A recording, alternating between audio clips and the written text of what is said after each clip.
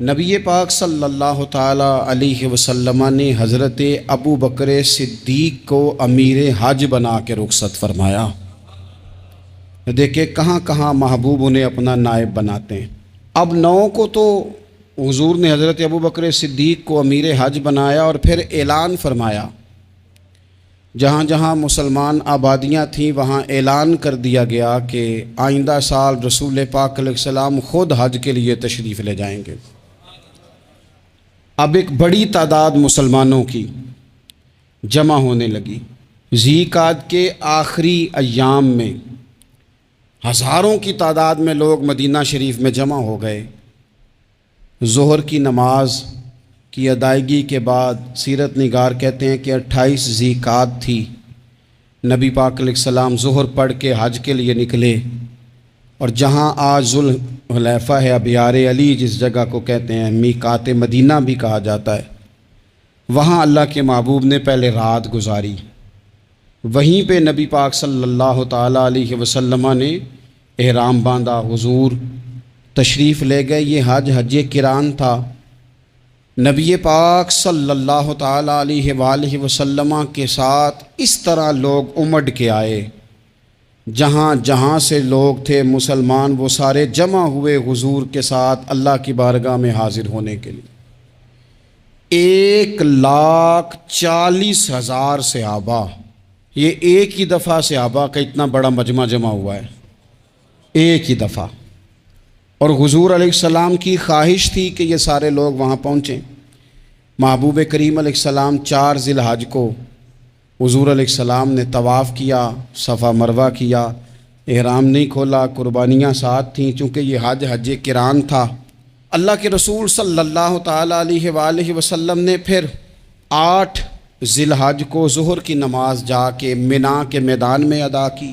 9 ذی الحج کو مسجد نمرہ کے پاس کوہ صبیر پر جب سورج کی کرنیں چمکیں، قربان جائیں کیا نظارہ ہوگا۔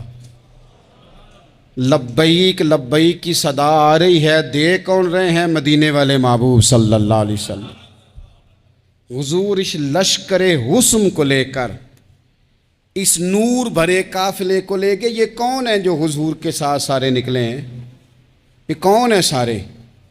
یہ وہ فیروز بخت سعادت مند لوگ ہیں کہ ان میں سے جس نے ایک دفعہ بھی ایمان کی حالت میں حضور کو دیکھا اور پھر خاتمہ بالخیر بالایمان کے ساتھ دنیا سے رخصت ہوئے، یہ وہ لوگ ہیں کہ ولی اگر 60 سال بھی سارا دن روزہ رکھے، ساری رات نفل پڑھے، ہر برائی سے بچے، لیکن پھر بھی کسی صحابی کے قدموں کی خاک تک کو نہیں پہنچ سکتا۔ اور صحابی زیارت سے بنتا ہے، ولی عبادت سے بنتے ہیں۔ نبی پاک صلی اللہ تعالیٰ علیہ وسلم کے وہ سارے صحابہ کون ہیں؟ الصحابہ النجوم، یہ حضور کی چاروں جانب یہ چمک رہے ہیں، انہیں خود میرے نبی پاک نے ستارے فرمایا ہے۔ ایک سمت علی، ایک سمت عمر، صدیق ادھر، عثمان ادھر۔ ان جگمگ جگمگ تاروں میں بھلا مہتاب کا عالم کیا ہوگا؟ اور ہر کوئی فدا ہے بن دیکھے تو پھر دیدار کا عالم کیا ہوگا؟ تو نبی پاک صلی اللہ علیہ وسلم نے یہ وہ موقع تھا، 9 ذی الحج میدان عرفات، حضور صلی اللہ علیہ وسلم نے ظہر کی نماز ادا فرمائی، اور پھر کچھ توقف کے بعد حضور کے لیے اونٹنی پر کجاوا سجایا گیا۔ حضور اپنی کسوا نامی اونٹنی پر سوار ہوئے، میرے محبوب نے خطبہ دینے کا ارادہ فرمایا۔ رب کریم نے ارشاد فرمایا، الیوم اکملت لکم دینکم، آج میں نے تمہارے لیے تمہارا دین مکمل کر دیا ہے، مکمل ہو گیا دین، اس کے بعد کوئی اور دین نہیں آئے گا۔ اس آیت نے بتا دیا کہ حضور آخری نبی ہیں، دین مکمل ہو گیا، اب کسی اور پیغمبر کی، رسول کی، دین کی، کتاب کی ضرورت باقی۔ آج میں نے تمہارے لیے تمہارا دین مکمل کر دیا۔ اور کیا خوبصورت لفظ ہیں قرآن پاک میں، فرمایا وَأَتْمَمْتُ عَلَيْكُمْ نِعْمَتِي، اور آج میں نے تم پر اپنی نعمتیں تمام کر دی ہیں، نعمتیں مکمل کر دی۔ وَرَضِيتُ لَكُمُ الْإِسْلَامَ دِينًا، اور اللہ فرماتے ہیں میں نے تمہارے لیے دین اسلام کو پسند کیا ہے، یہ میری رضا ہے، یہ دین، یہ دین اسلام تمہارے لیے پسند کیا ہے۔ کوئی بندہ ساری زندگی مخلوق کی خدمت کرے، ساری زندگی رستوں سے کانٹے اٹھائے، ساری زندگی خیر کا کام کرے، کسی کو تکلیف نہ دے، لیکن اگر مسلمان نہیں نا، اگر کلمہ نہیں نہ پڑھتا تو اس کی ساری عمر کی خیر بھی کسی کام کی نہیں۔ اس لیے کہ رب فرماتا ہے جڑ دین اسلام ہے، جڑ ہوگی تو پھر شاخیں قبول کی جائیں گی نا۔ تو اگر جڑ ہی سرے سے نہیں ہے تو خیر کرنے کا معنی، کچھ لوگ کفار کی، مشرکین کی تعریف کرتے ہیں کہ جناب بلے بلے اتنے ویلفیئر کام ہو رہے ہیں، تو یاد رکھو سب سے ضروری جڑ ہے۔ قرآن پاک میں رب تعالیٰ نے منافقین، مشرکین اور کفار کے اعمال کی بنیاد اس طرح کی بتائی ہے کہ جس طرح پتھر پر تھوڑی گرد پڑ جائے، ذرا ہوا کا جھونکا ہے یا بارش آئے تو پتھر صاف کا صاف ہو جاتا ہے۔ ان کے اعمال اس طرح کے ہیں۔ اس خیر کا کیا مطلب کہ جس خیر میں ایمان ہی شامل نہیں؟ جب تک بندہ مومن نہ ہو اس کا کوئی عمل بھی اللہ کی بارگاہ میں قابل قبول نہیں ہوتا۔ یہ آیت نازل ہو گئی، فرمایا دین مکمل ہو گیا۔ او میرے بھائیو، خدا را سوچو، کوئی شے مکمل نہیں دنیا میں، کوئی شے بھی۔ کروڑوں کا مکان بنا لو پھر بھی کوئی نہ کوئی نقص نکل ہی آتا ہے۔ کوئی دنیا میں شے مکمل ہے ہی نہیں۔ اگر کوئی شے مکمل ہے تو وہ مدینے والے رسول کا دین مکمل ہے۔ مکمل، جب ہم کہتے ہیں نا مکمل دین، تو لوگ سمجھتے ہیں تو شاید سادی سی بات ہے۔ یہ وہ والی بات ہے جو دنیا میں کہیں نہیں پائی جاتی۔ جب یہ آیت نازل ہوئی تھی نا تو بخاری میں موجود ہے، ایک بہت بڑا یہودیوں کا عالم حضرت عمر فاروق رضی اللہ تعالیٰ عنہ سے کہنے لگا، یہ جو تم پر آیت نازل ہوئی ہے نا کہ دین مکمل ہو گیا، یہ اگر ہم پر نازل ہوتی نا تو جس دن یہ آیت نازل ہوئی ہوتی ہم نے ہر سال اسی دن کو عید بنا لینا تھا کہ دین مکمل ہو گیا۔ الیوم اکملت لکم دینکم، دین مکمل ہو گیا، ہم تو عید بنا لیتے۔ تو حضرت عمر کہنے لگے ہم پر بھی بڑا فضل ہے، جس دن آیت نازل ہوئی تھی عرفہ کا دن بھی تھا اور جمعے کا دن بھی تھا۔ ایک نہیں دو عیدیں تھیں مسلمانوں کی، دو عیدیں تھیں مسلمانوں کی، دو۔ عزیز بھائی، دین مکمل اللہ نے دیا۔ اور حضرت عبداللہ ابن عباس رضی اللہ تعالیٰ عنہ نے تو ایک مقام پہ اس کا ذکر بھی کر دیا۔ جب ان سے کسی یہودی نے کہا نا یہ آیت ہمیں ملتی تو ہم عید مناتے، تو فرمایا تم ایک مناتے نا، ہماری دو تھیں اس دن۔ جمعہ بھی تو مسلمانوں کی عید کا دن ہے نا۔ بہت سارے لوگ ہیں بیچارے جو کہتے ہیں اسلام میں عیدیں صرف دو ہیں، اور وہ بھی صرف پریشانی انہیں عید میلاد النبی والے دن ہوتی ہے، اس کے آگے پیچھے نہیں ہوتی۔ حالانکہ نبی پاک علیہ السلام نے کہا ہر جمعہ بھی عید ہے، خود حضور نے فرمایا، لیکن وہ اڑ جاتے ہیں کہ نہیں عیدیں صرف دو ہی ہیں۔ بھائی آپ یہ کہہ سکتے ہیں کہ اسلام کی معروف عیدیں دو ہیں، اپنے معنی اور مفہوم کے لحاظ سے جس کو یوم عید کہا جائے وہ عیدیں دو ہیں۔ تو نبی پاک صلی اللہ تعالیٰ علیہ وسلم نے میدان عرفات میں خطبہ دیا۔ یہ جو وعظ و نصیحت ہے نا، خطبہ، تقریر، یہ دنیا کر رہی ہے، کرتی رہے گی، کرتی چلی آئے گی، اور اس کو میرے نبی پاک علیہ السلام نے پسند فرمایا۔ خیر کی بات کرنے والے کو حضور نے دعا دی۔ محبوب فرمانے لگے اللہ جو میری حدیثیں یاد کر کے آگے پہنچائے اس کے چہرے کو تر و تازہ رکھنا۔ یہ ابلاغ دین بہت بڑی بات ہے اگر کوئی خلوص نیت سے کرے۔ لیکن کائنات ارضی میں وہ جو حضور کا خطبہ حجۃ الوداع ہے، وہ دستور ہے، وہ منشور ہے۔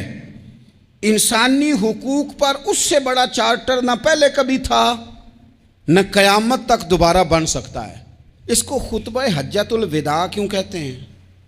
ایک تو مطلب یہ کہ حضور نے یہی آخری حج کیا، اور دوسری بات یہ تھی کہ اس خطبے کے تھوڑے ہی عرصے بعد میرے نبی پاک نے وصال ظاہری فرمایا، اور اس خطبے کو رسول پاک صلی اللہ تعالیٰ علیہ وسلم نے شروع کہاں سے فرمایا؟ یہ خطبہ دیکھیں شروع کہاں سے ہو رہا ہے۔ انسان دنیا میں ملتا بھی ہے، جدا بھی ہوتا ہے۔ یہ جو جدائی کا وقت ہوتا ہے نا، جدائی کا، شاید بڑی سوچ سمجھ کے کہا تھا حضرت میاں صاحب نے، بڑی غور کر کے انہوں نے کہا تھا کہ دریا کنڈے روخ نہ لائیے، جو آوے روڑ جاوے۔ آپ میدان میں درخت لگاتے ہیں تو کبھی پھل گرتا ہے تو زمین پہ گرتا ہے، اٹھا لیتے ہیں۔ اگر دریا کے کنارے ہو تو وہ تو دریا میں گرے گا اور رڑ جائے گا، چلا گیا، بہہ گیا۔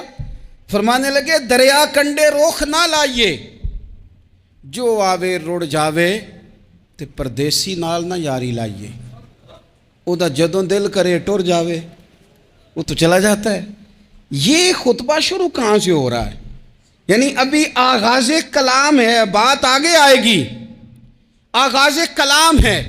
میں کہہ چکا ہوں ولی شاید عبادت کر کے بنے، تقوی اختیار کر کے بنے، ولی اللہ کی حرام کردہ ہر شے سے اجتناب کر کے بنے، وہ جس میں شبہ ہے اس سے بھی بچے تو پھر ولی بنے۔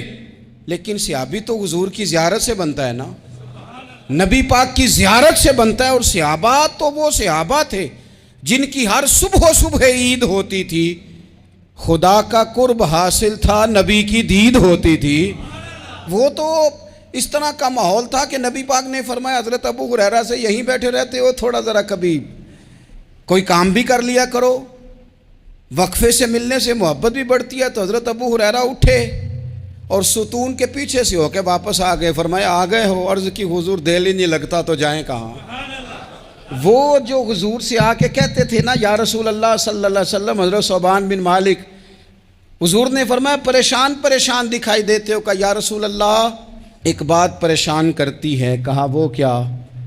عرض کی حضور دل بے چین ہوتا ہے تو زیارت کو آ جاتا ہوں، آج ایک عجیب خیال آیا ہے، عجیب خیال آیا ہے، اور اس نے عجیب رنگ طبیعت میں بھر دیا ہے۔ فرمایا تمہیں کیا خیال آیا؟ عرض کی یا رسول اللہ صلی اللہ علیہ وسلم آج خیال آیا ہے کہ صوبان ہے تو حضور کا غلام ہے، جنت تو حضور کے صدقے ملے گی، لیکن یہ ہے کہ حضور تو ہوں گے نا نبیوں کے ساتھ، تجھے ملے گی پر ملے گی تو غلاموں کے محلے میں نا۔ تو دل میں خیال آیا کہ وہاں زیارت بھی ہوگی کہ نہیں؟ او جنت میرے کس کاری جتھے یار نظر نہ آوے، زیارت بھی ہوگی کہ نہیں؟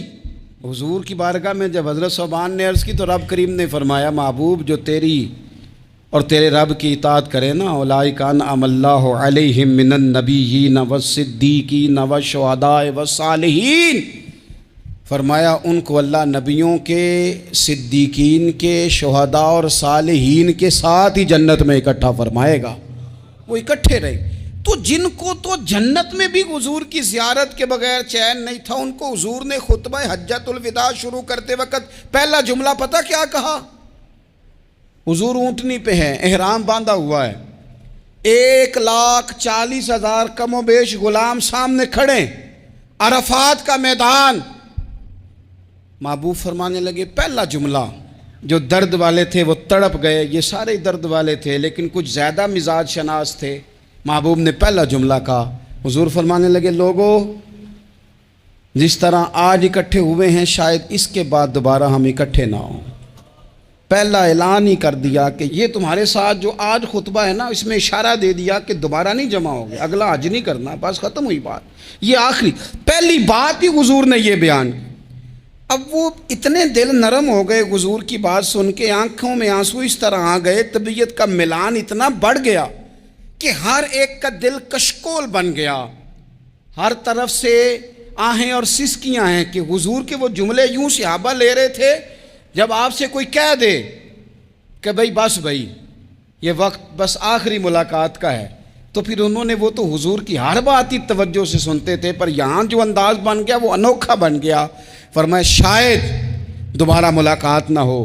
پھر میرے کریم محبوب صلی اللہ تعالیٰ علیہ وسلم نے فرمایا جس طرح تمہارے لیے یہ شہر حرمت والا ہے، مکہ حرمت والا ہے نا، ایک نیکی کرو تو مکے میں 1,00,000 کا ثواب، حرم مکہ میں ایک گناہ کرو تو وہ بھی 1,00,000 لکھا جاتا ہے، حرمت والا ہے، بڑی عزت والا ہے۔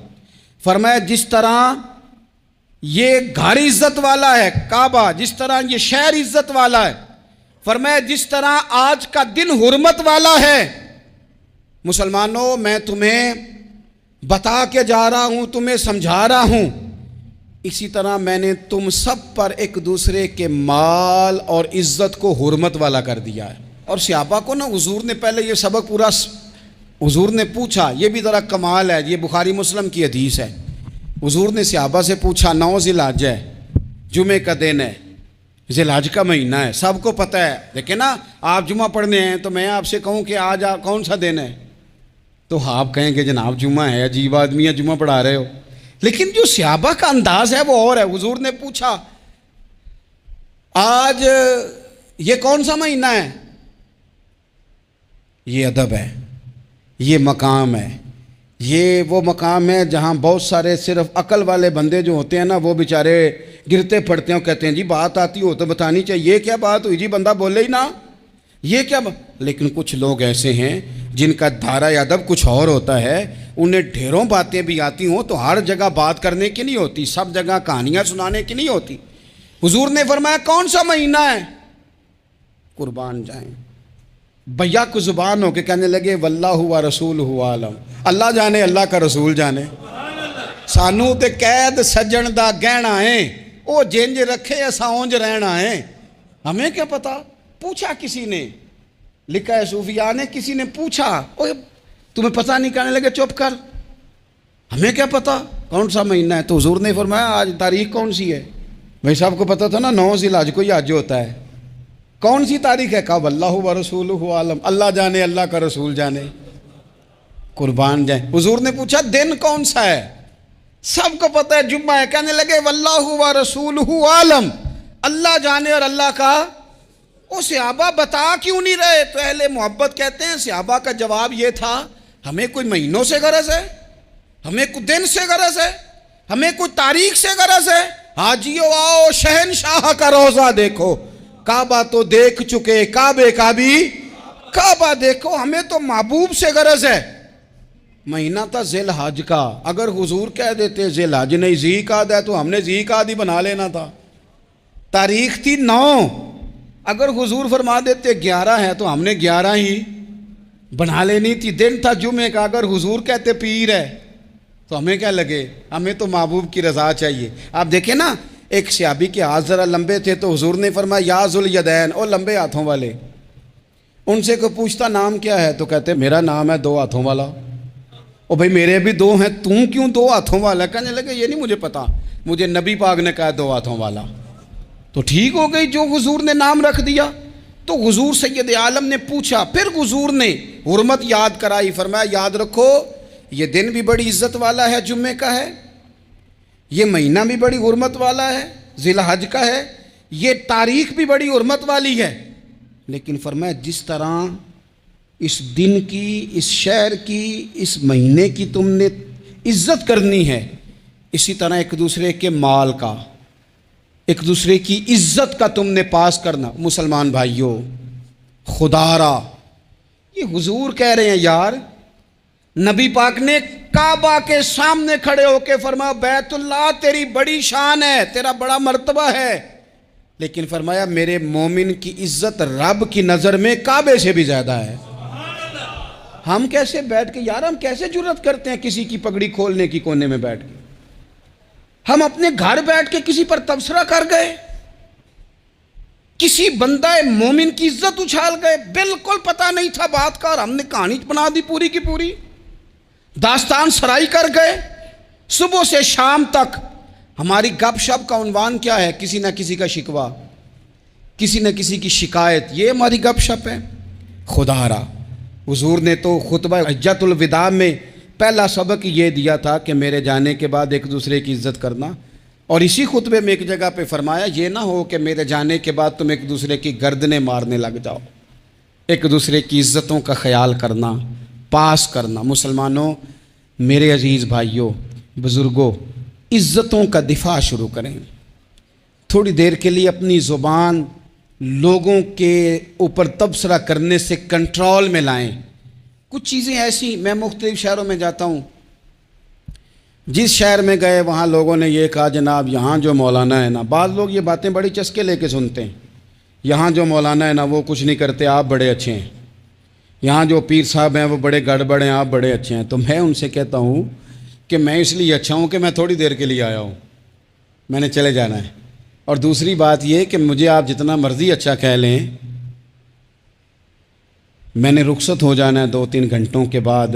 یہاں جس آدمی کا آپ شکوہ کر رہے ہیں نا، آپ اس کو جنازے کے لیے خبر کریں نہ کریں، اسے پتہ چل گیا نا محلے میں جنازہ ہو گیا تو اسے کوئی کام بھی ہوا تو اس نے کہنا یار نہیں محلے میں فوتگی ہوگی، میں نے جنازہ پڑھانا ہے، اس نے جانا نہیں. تو کمزوریاں تو سب جگہ ہوتی ہیں، لیکن ان کمزوریوں کی وجہ سے آپس میں بغض پیدا کر لیا جائے گا.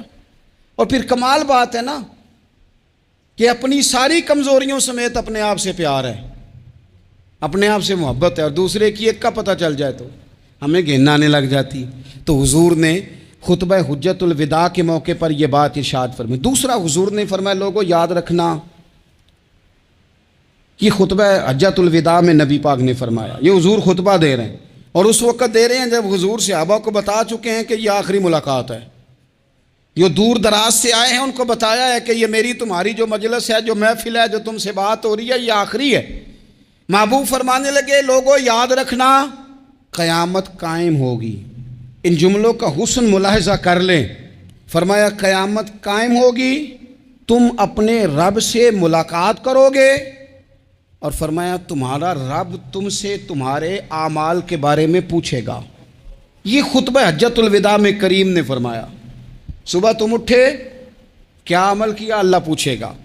کسی سے ملاقات ہوئی، طرز کیا تھی، سوچ کیا تھی؟ اللہ پوچھے گا. لین دین میں کیا معاملات تھے، تمہارے اعمال کے، اللہ سے ملاقات ہوگی، وہ کھڑا کر کے پوچھے گا. اور حدیث میں کئی جگہ پہ حضور نے فرمایا وہ تم سے سوال کرے گا، تمہیں جواب دینا ہے.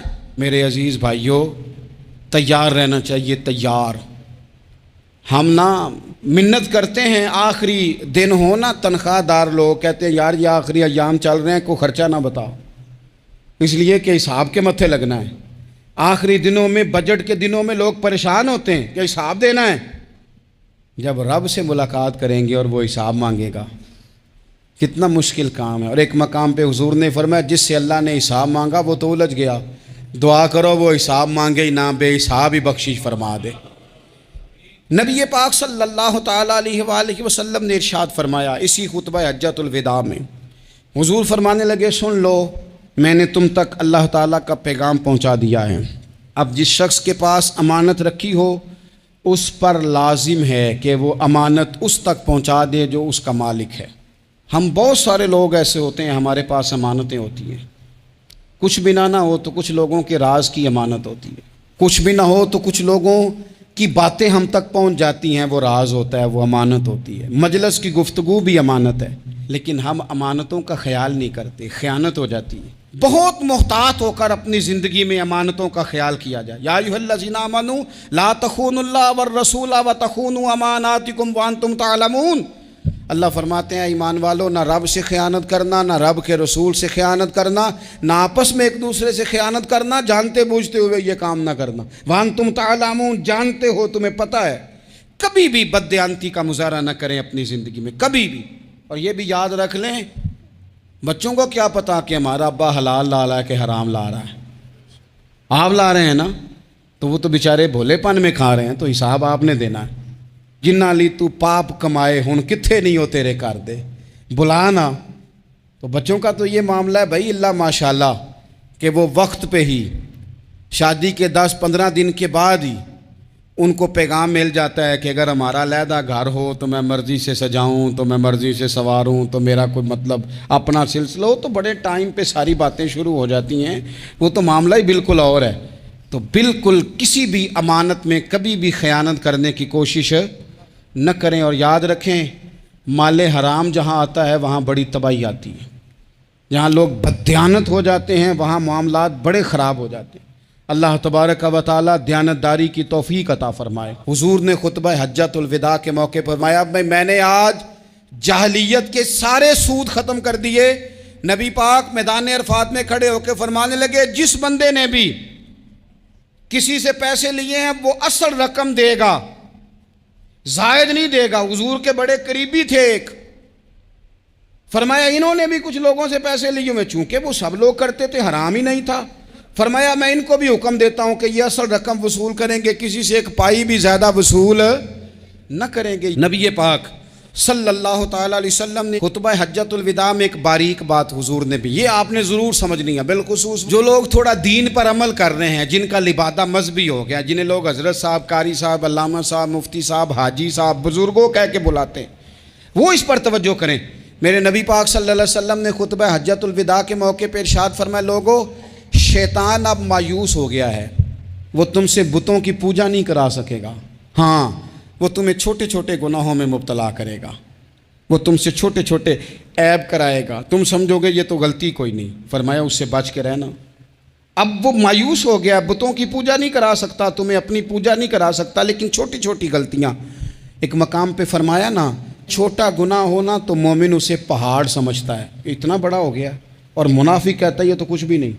تو اپنی زندگی کے اندر چھوٹی چھوٹی کوتاہیاں، حضرت سعدی فرمایا کرتے تھے سیلاب اچانک نہیں آتے، پہلے چھوٹا سا سوراخ ہوتا ہے دریا کے کنارے میں، اسے بند نہ کیا جائے پھر بڑا ہو جاتا ہے، پھر وہ ٹائم آتا ہے کہ بند ٹوٹ جاتا ہے، بستیاں ڈوب جاتی ہیں۔ پہلے چھوٹا گناہ انسان کرتا ہے، چھوٹا، پھر اس سے آگے بڑھتا جاتا ہے اور بڑی بڑی غلطیاں ہوتی ہیں۔ اللہ تبارک و تعالی ہمیں رائی کے دانے کے برابر بھی غلطی کرنے سے محفوظ فرمائے۔ نبی پاک صلی اللہ تعالی علیہ وسلم نے اسی موقع پر ارشاد فرمایا، لوگو اللہ سے ڈرتے رہنا، اور میں تمہیں عورتوں کے ساتھ بھلائی کی وصیت کرتا ہوں۔ فرمایا رب نے تمہیں اختیار دیا ہے، عورتیں تمہارے سپرد کی ہیں، ان سے اچھا سلوک کرنا۔ فرمایا اگر کبھی کوئی ان پر تمہیں سختی کرنی بھی پڑے تو اتنی کرنا جتنی ان کی غلطی ہو، ان سے درگزر کرنا، ان سے پیار کرنا۔ اسلام نے خاتون کو باقاعدہ حقوق دیے، باقاعدہ۔ صحیح بخاری میں حدیث ہے، یہ جو نوجوان ہیں، مطالعہ کرنے والے، پڑھنے سننے سمجھنے والے، یاد رکھا کریں ان چیزوں کو۔ حضرت بریرہ رضی اللہ تعالیٰ عنہ حضرت عائشہ صدیقہ کی کنیزہ ہیں۔ حضرت مغیث رضی اللہ تعالیٰ عنہ ایک صحابی ہیں، ان کی وہ اہلیہ ہیں، وہ اپنے خامد سے علیحدگی چاہتی تھی۔ ان کے خامد بڑی محبت کرتے تھے، علیحدہ ہونا نہیں چاہتے تھے، خاتون رہنا نہیں چاہتی تھی۔ انہوں نے بڑی سفارشیں کرائیں کہ میرا خامد، میری بیوی مجھ سے صلح کر لے، حالانکہ وہ خاتون کنیز ہیں، خادمہ ہیں، کوئی بڑے قبیلے سے بظاہر تعلق نہیں۔ بالآخر انہوں نے گزارش کی، سیدہ عائشہ صدیقہ رضی اللہ تعالیٰ عنہ سے کہا، کچھ اور ذرائع اختیار کیے۔ حضرت مغیث نے رضی اللہ تعالیٰ عنہ، ان کے شوہر نے، کہ نبی پاک علیہ السلام کی خدمت میں عرض کریں، حضور میری سفارش کریں کہ یہ مجھ سے صلح کر لیں۔ تو نبی پاک علیہ السلام نے حضرت بریرہ رضی اللہ تعالیٰ عنہ جو کنیزہ ہیں، خادمہ ہیں، ان کو بلا کے کہا تمہارا خامد صلح کرنا چاہتا ہے۔ یہاں برادری کا بڑا کے کہتا ہے پتر میری بھی نہیں تو گل رکھنی، وہ میرے ککھاں دا بھی نہیں تو، کیا کہہ رہے ہیں آپ؟ اللہ نے اسے حق دیا ہے، اور جسے حق اللہ دے اس کا رسول دے، اس سے کون ہوتا ہے کوئی حق چھیننے والا؟ نبی پاک صلی اللہ علیہ وسلم نے حضرت بریرہ سے کہا تمہارا خامد صلح کرنا چاہتا ہے اور وہ روتا ہے تمہارے لیے، اور اس نے بڑی سفارشیں کی ہیں، تم اس سے صلح کر لو۔ حضرت بریرہ رضی اللہ تعالیٰ عنہ عرض کرنے لگی، یا رسول اللہ صلی اللہ علیہ وسلم آپ جو حکم کریں میں حاضر ہوں، ایک بات پوچھ سکتی ہوں؟ ایک گزارش کر لوں؟ ایک صرف حضور میرا بولیا چولیا معاف کری، ایک بات کر لوں؟ تو کہا کرو۔ عرض کی یا رسول اللہ یہ آپ کا حکم ہے یا مشورہ ہے؟ یہ محبوب کی بات ہے، محبوب کی۔ کوئی بزرگ کیوں جبر کرتا ہے کسی پہ؟ کوئی حضرت شیخ کیوں کہتے ہیں زبردستی عورت کو کہ تو جا؟ نبی پاک صلی اللہ علیہ وسلم نے فرمایا صلح کر لے۔ یا رسول اللہ ایک بات عرض کروں؟ کرو۔ حضور حکم ہے کہ مشورہ ہے؟ تو نبی پاک نے فرمایا نہیں، مشورہ ہے۔ تم عاقلہ ہو، بالغہ ہو، اسلام تمہیں با اختیار کرتا ہے، چاہو تو رہو، چاہو تو خلا لے لو۔ عرض کرنے لگی حضور اگر مشورہ ہے تو پھر میں مغیث سے صلح نہیں کرنا چاہتی۔ میرے محبوب نے فرمایا تو جس حال میں راضی ہے میں بھی راضی ہوں۔ ٹھیک ہو گئی بات، ختم ہو گئی۔ حضور نے کوئی زور نہیں، اتنے اسلام حقوق دیتا ہے عورت کو، کسی کو اجازت نہیں کہ وہ جبر کرے، وہ ظلم کرے۔ میں آ گیا ہوں صلح نہیں کرنی، بے تو کیوں آیا ہے؟ تو نے وقت گزارنا ہے، جانے وہ خامد کس طرح کا ہو۔ تو نبی پاک صلی اللہ علیہ وسلم نے خطبہ حجۃ الوداع کے موقع پر فرمایا عورتوں کے ساتھ اچھا سلوک کرنا۔ اللہ تبارک و تعالی جو حج پڑھا جا رہا ہے اس کے صدقے پوری امت پر اپنا فضل فرمائے۔